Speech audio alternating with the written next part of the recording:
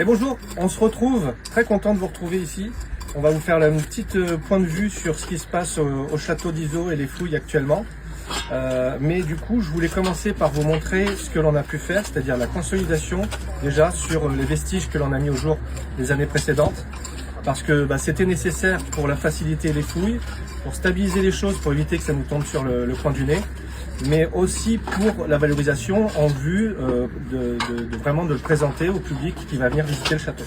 Et donc la première chose que je peux vous montrer, c'est l'escalier. Donc on avait retrouvé la base d'une fondation maçonnée et donc on avait mis ça en évidence. Pas très pratique pour nous pour la fouille et pour accéder au logis. Du coup, on a reconstitué l'escalier tel qu'on le pense. Alors, on a longtemps pensé qu'il était plutôt radiant, donc qu'il partait sur deux côtés. Et puis, en essayant de monter les choses avec les maçons, on s'est rendu compte que ça n'était pas possible.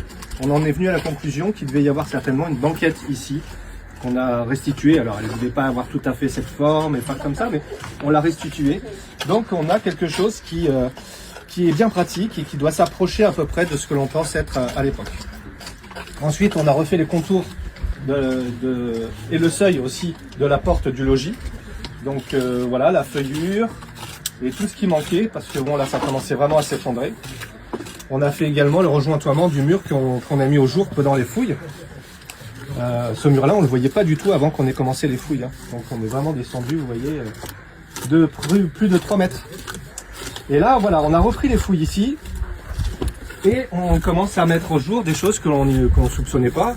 Donc un niveau de sol qui est fait en mortier, donc une chape de mortier, et qui ne fonctionne pas avec ce mur. Il est antérieur au mur du logis puisque ça passe en dessous.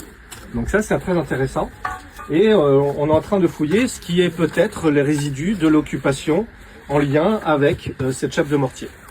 La suite au prochain épisode et pour une autre zone aussi à visiter. Merci à vous, au revoir.